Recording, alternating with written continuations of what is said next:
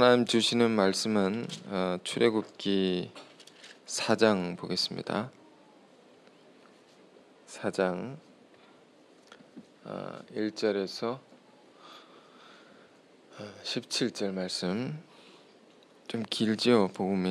본문이 하나하나 한 구절씩 마음에 새기면서 저와 여러분이 교독하겠습니다. 찾으셨죠? 모세가 대답하여 이르되 그러나 그들이 나를 믿지 아니하며 내 말을 듣지 아니하고 이르기를 여호와께서 너에게 나타나지 아니하셨다 하리이다.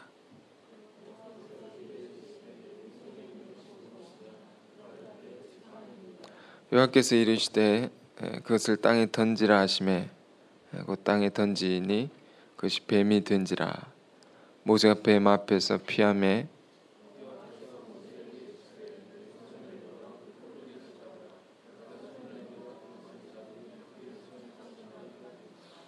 그들에게 그대 조상의 하나님 곧 아브라함의 하나님, 이삭의 하나님, 야곱의 하나님 여호와가 내게 나타난 줄을 믿게 하려 함이라 하시고,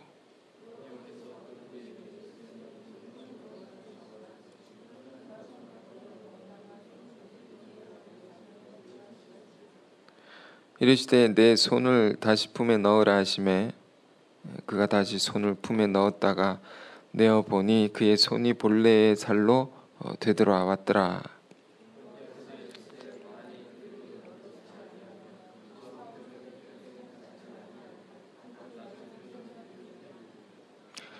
그들이 이 두 이적을 믿지 아니하며 내 말을 듣지 아니하거든 너는 나일 강물을 조금 떠다가 땅에 부으라. 네가 떠온 나일 강물이 땅에서 피가 되리라.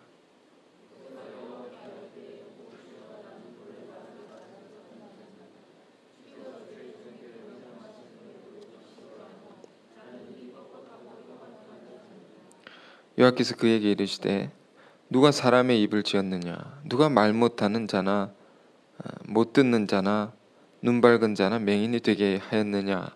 나 여호와가 아니냐?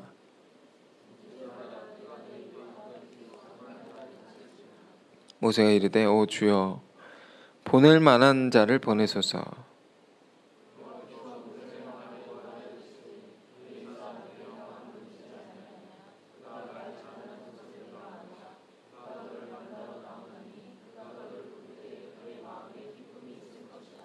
너는 그에게 말하고 그의 입에 할 말을 주라. 내가 내 입과 그의 입에 함께 있어서 너희들이 행할 일을 가르치리라.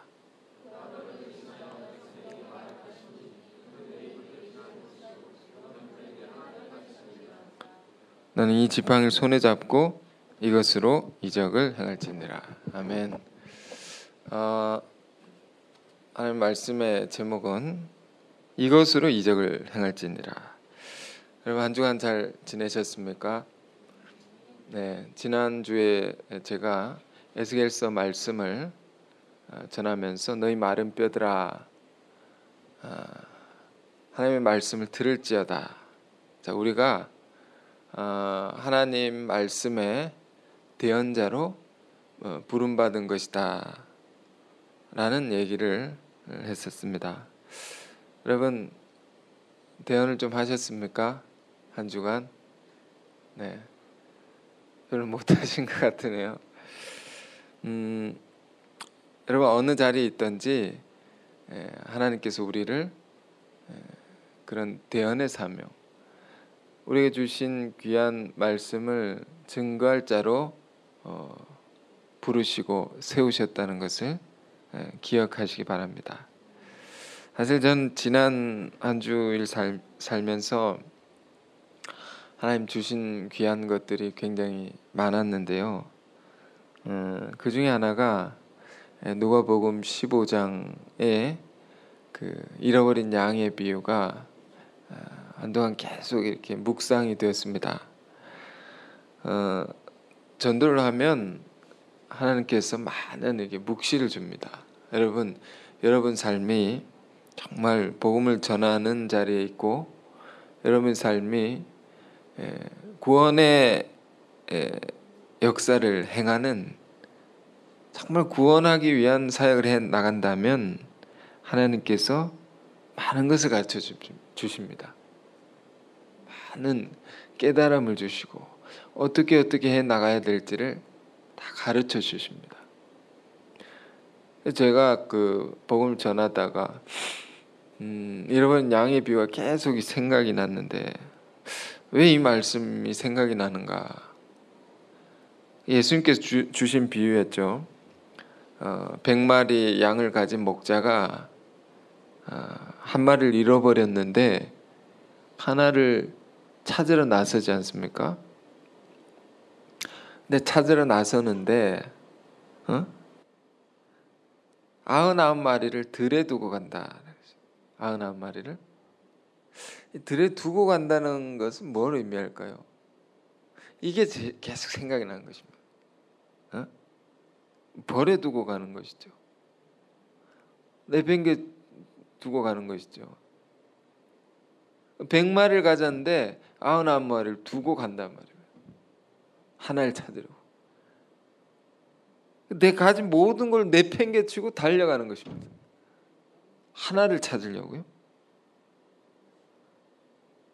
우리 어떤 희생을 감수하고서라도 영혼을 살리고자 하는 이 마음, 이것이 그 비유가 가르쳐주는 귀한 세계죠. 우리는 늘 그 비유를 들으면서 이것이 얼마나 바보 같은 일이냐, 얼마나 많은 손해가 있는 것이냐, 우리는 늘 그렇게 생각을 합니다.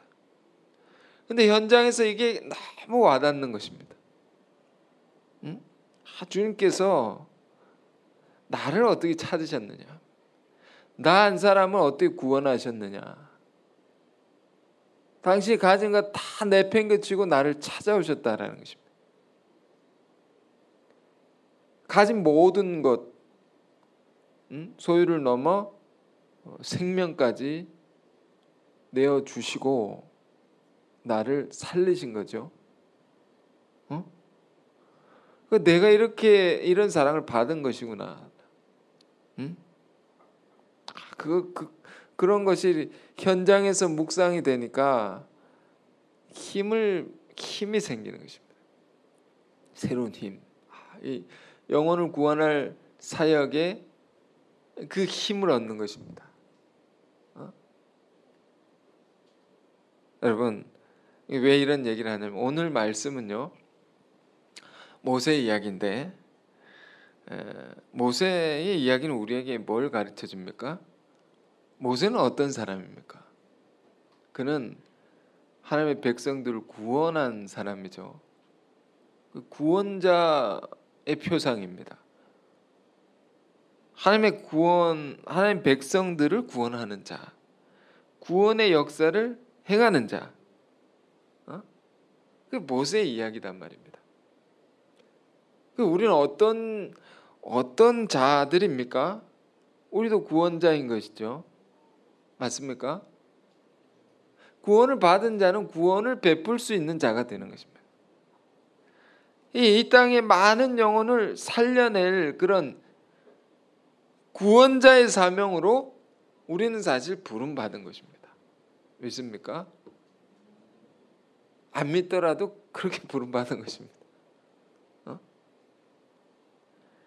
그러니 모세의 이야기는 우리가 가는 신앙의 길과 똑같은 것입니다. 모세의 자리는 우리의 자리인 것입니다. 그러니까 어떨 때는 출애굽기서를 읽다가 깊이 빠져들어서 모세의 이야기를 읽고 있는데 하나님께서 내 이야기를 얘기하고 계시다라는 것이 도리어 다가와서 깜짝 놀랄 때도 있었습니다. 가만히 보니 하나님께서 나를 부르시고 나를 건져내시고 나를 부르시고 나를 세워주시고 나에게 능력 주시고 나보고 나가라고 하셨던 그 길과 너무 똑같은 것입니다. 저만 그런 것이 아니고 여기 계신 모든 분들에게도 같은 이야기입니다. 많은 백성을 구원할 그 사명을 가진 자들의 길은 어떤 길이냐? 우린 출애굽기 4장의 본문을 읽었는데 4장의 앞에 보면 또 많은 이야기들이 있죠. 여러 가지 중요한 주제들이 있지 않습니까? 근데 다 우리가 이 예배 시간을 통해서는 말할 수 없고, 그 중에 한 가지만 꼭 짚고 넘어가자면 1장부터 이어진 주제가 있습니다. 중요한 주제가 있습니다. 그것은 뭡니까? 하나님을 두려워하는 지혜라는 것입니다. 경외의 신앙이라는 것입니다. 그것을 출애굽기서는 우리에게 먼저 가르칩니다. 1장서부터. 경외의 신앙. 정말 중요한 거죠. 왜 중요한 것입니까? 이 하나님을 두려워하는 지혜를 갖고 이스라엘 백성들이 멸절되지 않았습니다. 이 지혜 때문에. 하나님 두려워하는 신앙, 이것 때문에 모세도 죽지 않게 된 거죠. 그러니까 온 민족을 살려낼 수 있었던 그 힘의 근원이 무엇이냐? 그 힘은 무엇이었느냐? 민족을 다 살려냈다면 죽지 않고 멸절당하지 않고, 노예 민족인데 그 1장에 나오지 않습니까? 히브리 산파 시브라 부하의 이야기 다 잘 아시기 때문에 더 자세하게 언급을 안 하겠지만 이렇게 기록되어 있습니다. 그 산파가 하나님을 두려워하였으므로 하나님이 그 민족을 왕성케 하였는지라. 민족이 죽지 않고 멸절당하지 않고 다 살려냈을 뿐만 아니라 더 크게 하셨다면, 뭐가? 그 지혜가만 두려워하는지, 하나님 두려워하는 지혜. 우리 신앙이 정말로 회복해야 할 중요한 신앙의 세계는 바로 이 경외의 신앙입니다. 경외의 신앙. 늘 우리 이걸 잃어버리고 삽니다. 지혜의 책이라고 하는 잠언서 말씀도 우리에게 이것을 거듭 강조해서 말합니다. 강조해서 말하고 있습니다. 하나님을 두려워하는 것이 모든 지혜의 근본이다. 근본이다. 이 모든 지혜라는 것은요, 여러분, 하나님을 두려워하는 그 경외심에서 나오는 것입니다. 거기서